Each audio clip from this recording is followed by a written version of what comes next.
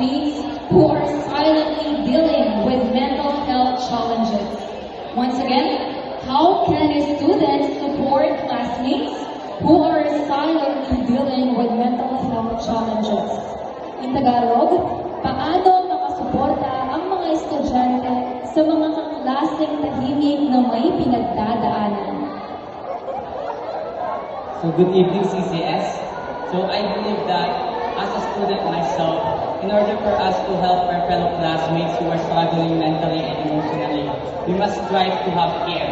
What I mean by care is C, it stands for connect, A stands for attend, R for respect, and E for encourage.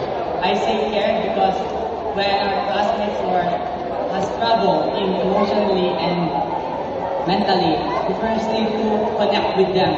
We need to connect with them, and A, attend, be present to them, learn that you can make them feel that you are there for them. R, respect what they're going through, respect what they're feeling, respect what they're experiencing. So you have to respect that. And E, encourage. You need to encourage your emotions, uplift them. And as a student, I know that it can be hard to do such things, but we can do this by having lead. What I mean lead is L for listen. We must first learn how to listen. E, to empathize with the person. A, to act accordingly with the person. And D, to demonstrate. And I thank you.